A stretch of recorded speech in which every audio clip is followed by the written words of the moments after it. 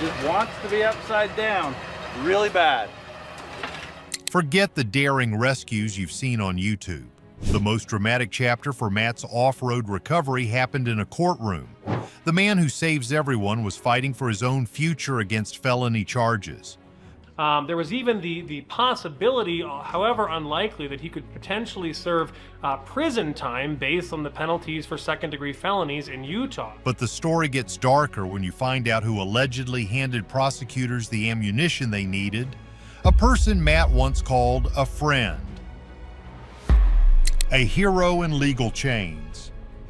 Matt's off-road recovery is one of YouTube's most beloved success stories, and for good reason. Turn a little downhill with your front wheels. With over 1.92 million subscribers, Matt and his crew specialize in pulling stranded vehicles from the rugged, unforgiving Utah desert. For years, we've watched him as the friendly, unflappable hero who tackles every single challenge with a smile and a clever plan. He saves people, rescues their vacations, and somehow makes it all look easy.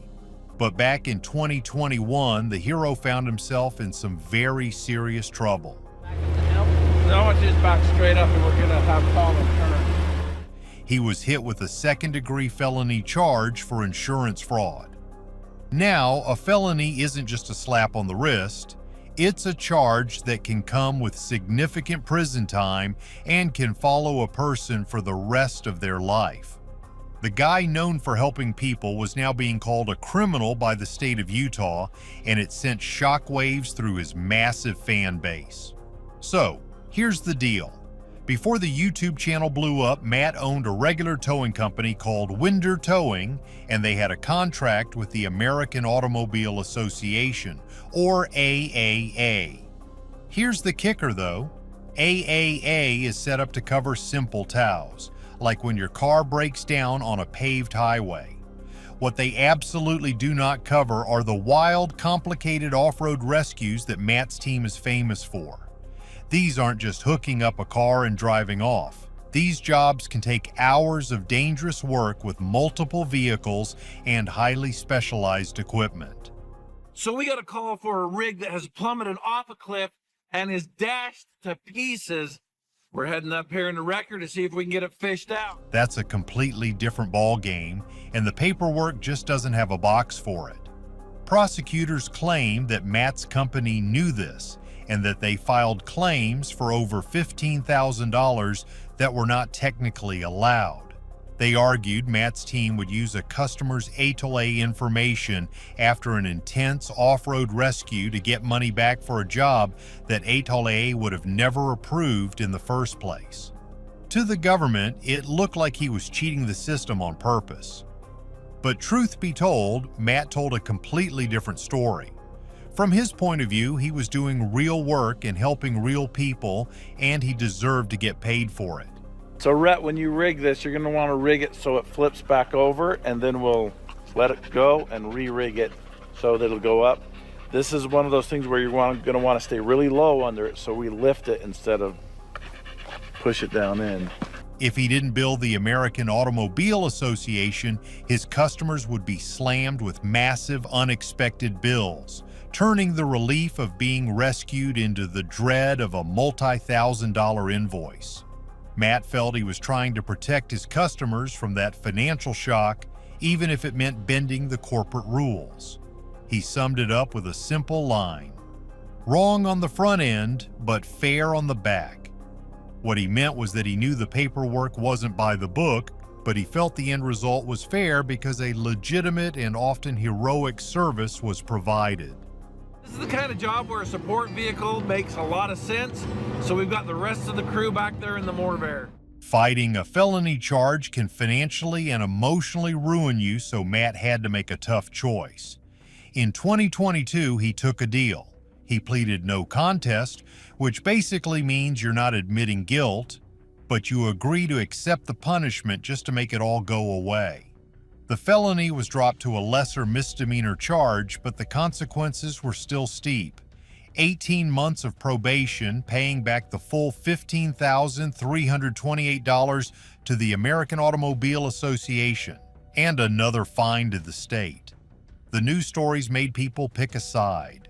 Was Matt a scammer who got caught, or was he a good guy trying to navigate a billion-dollar company's rigid rules? He was known for getting people out of impossible situations, but this time, he was the one who was stuck. You may have heard those details, but here's the part that the headlines don't tell you. The real, gut-wrenching part of this story isn't about a fight with a giant corporation. It's about who fired the first shot. It wasn't AAA that came after Matt. The accusation came from someone inside his own circle, a person Matt trusted completely. That one act of betrayal would prove to be even more damaging than the legal battle that followed. Long before he was a YouTube star, Matt Wetzel was just a local tow truck guy in a small town called Hurricane, Utah.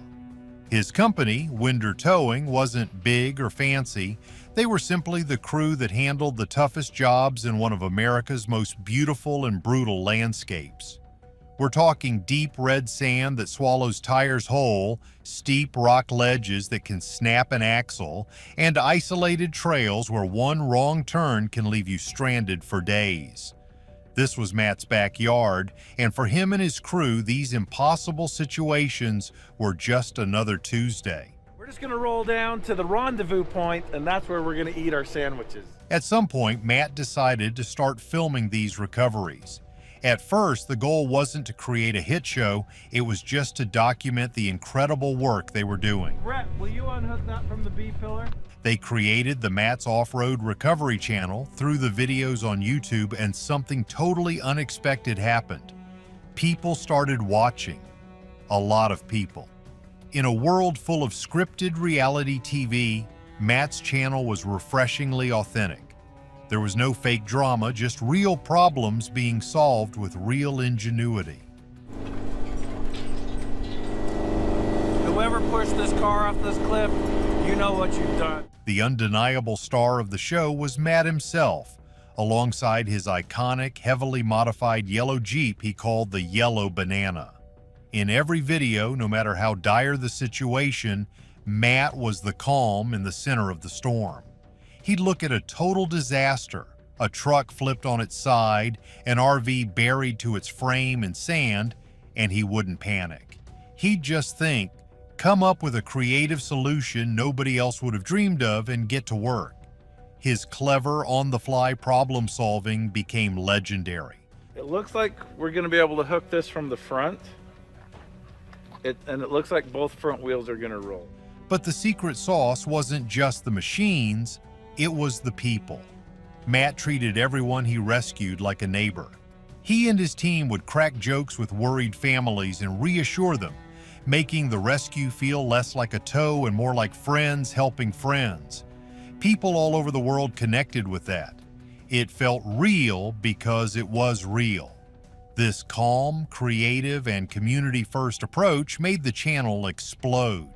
It grew from a small side project into a massive success, gaining nearly 2 million subscribers and hundreds of millions of views. A small-town tow guy from Utah suddenly had a global audience. With that success, Matt's Off-Road Recovery became more than a channel. It became a brand. They launched the Off-Road Games, a huge annual event where thousands of fans would travel just to meet the crew and see the recovery vehicles in person. They sold branded gear like t-shirts and hats, allowing fans to feel like part of the team. The business grew so much that it even developed its own mobile app to connect the off-road community. For a local company that started out just helping folks on the side of the road, this was the American dream come true. Matt had built something special, something people loved. From the outside, it was the perfect success story. But behind the scenes of this incredible rise, someone was watching, and they weren't happy. The betrayal from within. Matt's meteoric rise to fame wasn't just being noticed by his fans, it was also attracting the wrong kind of attention from someone very close to him. The source of the legal onslaught wasn't a stranger or a faceless corporation. According to Matt, The person who tried to tear it all down was a close associate, a man we'll call KC. KC was part of the inner circle. He saw the YouTube channel grow from nothing into a powerhouse. He knew the ins and outs of the whole operation because he was right there. He was a friend Matt trusted. But as the channel's popularity soared, Matt alleges that KC became consumed with jealousy. KC saw the success, the fame, the luxurious life that came with being a YouTube star, and he reportedly wanted a bigger piece of it for himself.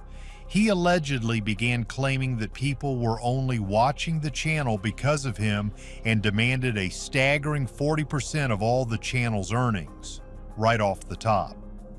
The situation reached a breaking point while Matt was already under enormous pressure from the state's investigation. He was fighting for his reputation and his company's future, and that's allegedly when KC made his move. According to Matt's side of the story, it was a straight-up ultimatum. KC allegedly demanded a payment of $40,000. The threat was crystal clear. If Matt didn't pay up, KC would go public with everything he knew. He would expose Matt's business practices to the world, the very same information at the heart of the ongoing legal case. It was the worst possible threat at the worst possible time. And get this, it allegedly wasn't an empty threat. According to the story, KC took active steps to make Matt's life a nightmare. He reportedly had a lawyer deliver a formal cease and desist letter demanding that Matt remove KC, his business, and even Matt's own family members from the channel unless the $40,000 payment was made. More than that, KC allegedly provided information that made Matt's legal challenges even more difficult. He was using his inside knowledge gained through friendship and trust, as a weapon against Matt. It was a calculated betrayal, seemingly designed to inflict maximum damage while Matt was already down. For Matt, the legal battle, the fines, and the probation were all manageable problems. They were legal nightmares, sure, but they were just business. The real pain, the wound that cut the deepest, came from the personal attack from KC. It was the shock of being turned on by someone he considered a friend, someone who had been part of the journey. The sting of that betrayal was far worse than any court-ordered penalty. In the world of off-road recovery, you count on your crew. But what happens when the person right next to you is the one who lets go of the rope? For many people, this would be the end of the story. It would be easy to give up, shut down the channel, and hide from the public judgment. No one would have blamed Matt if he had. But Matt Wetzel didn't disappear.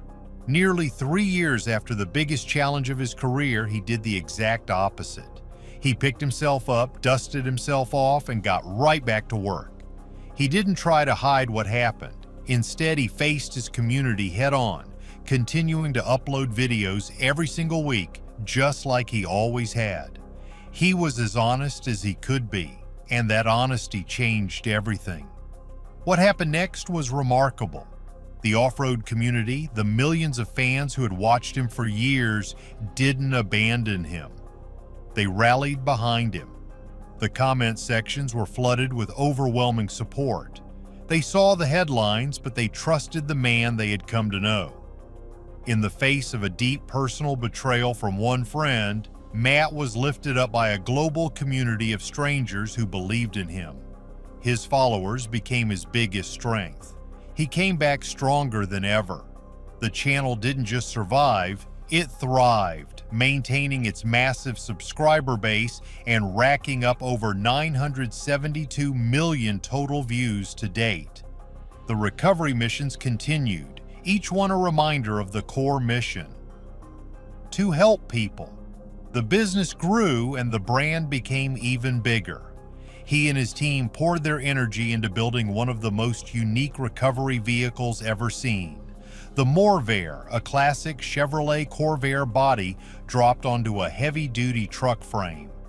This vehicle became a perfect symbol for Matt's journey, rebuilding something into an incredibly strong, resilient, and capable machine. He built a business that no longer relies on contracts with big corporations. Customers now come to him directly, based purely on the trust built by his hard-earned reputation. He proved that his spirit wasn't broken. He simply refused to be defined by the worst thing that ever happened to him. Ultimately, Matt's story isn't just about a legal battle or a heartbreaking betrayal. It's about what you do after you've been knocked down. Through it all, he never quit rescuing others, all while climbing out of his own wreckage. What are your thoughts on this incredible story of resilience? Was Matt a victim of a broken system, or did he make a mistake? Let us know in the comments, and don't forget to like and subscribe for more stories like this.